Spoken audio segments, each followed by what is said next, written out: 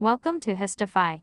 Today we're journeying back to the fateful year of 1453 to a monumental event that changed the course of history forever, the Fall of Constantinople.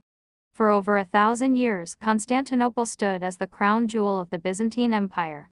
But in one final, intense siege, everything would change. Let's dive into this story. Let's set the stage. By the mid-1400s, the Byzantine Empire had shrunk dramatically, reduced to a few territories surrounding Constantinople. This once great empire was a shadow of its former self, and its capital, Constantinople, was all that remained of a once mighty civilization. On the other side was the Ottoman Empire, a young, ambitious and powerful state that was expanding rapidly under Sultan Mehmed II. Mehmed was only 21 years old, but he was a visionary leader known for his determination and strategic mind. To him, Constantinople was not just another conquest, it was a symbol of power and a gateway to Europe. For centuries, Constantinople's defenders relied on its iconic Theodosian Walls, which were considered impenetrable. These walls were 12 meters high, double-layered, and had repelled numerous attacks over the years. But Mehmed wasn't intimidated. He had a game-changing plan that would make this siege unlike any other. Mehmed assembled a massive army of 80,000 soldiers, a number that dwarfed Constantinople's defenders who had only about 7,000 troops. But more importantly, Mehmed had a new weapon, the giant cannon known as the Basilica. Designed by a Hungarian engineer named Orban, this cannon was a behemoth capable of firing massive stone balls that could shatter fortress walls. Mehmed believed this was the key to cracking open Constantinople. On April 6, 1453, Mehmed's army surrounded the city and the cannons began their relentless assault on the walls. Day after day, night after night, the cannons thundered, shaking the very foundations of Constantinople. For the defenders inside the city, it must have felt like the end was near, as the walls crumbled piece by piece. But the Byzantines weren't giving up.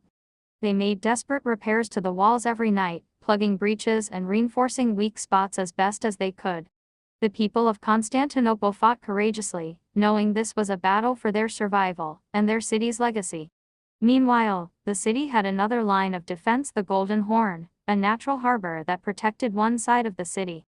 To prevent an Ottoman naval assault from that direction, the Byzantines stretched a giant chain across the water, blocking any ships from entering. They believed this would keep the Ottomans at bay. But Mehmed had an ingenious solution.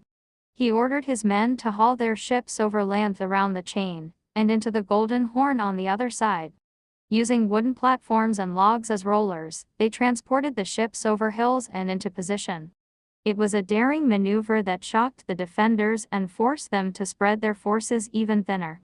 Despite the constant bombardment and the surprise attack on the Golden Horn, the defenders held out for several weeks.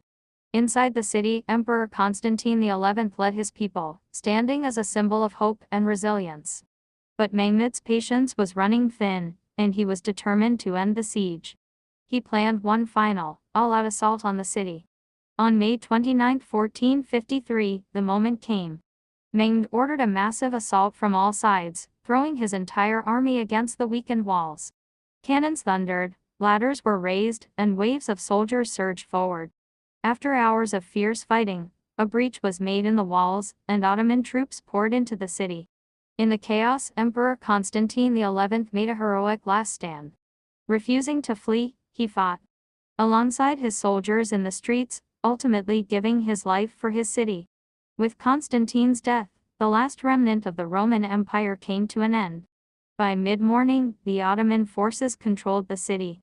Mehmed entered Constantinople and made his way to the Hagia Sophia, the great cathedral that symbolized Byzantine Christianity.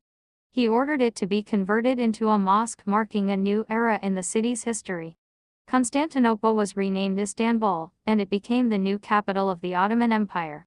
Mehmed earned the title the Conqueror, and from that day forward, Istanbul would grow into one of the world's great cities, bridging East and West, Europe and Asia. The fall of Constantinople didn't just end an empire, it reshaped the world. Trade routes shifted, the Renaissance was sparked in Europe as scholars fled west, and the balance of power in the Mediterranean changed forever. It was a turning point that shaped the course of history. Thanks for watching Histify. If you enjoyed this deep dive into one of history's pivotal moments, don't forget to like, subscribe and hit that bell icon for more incredible stories from the past. This is Histify, where history comes to life. See you in the next one.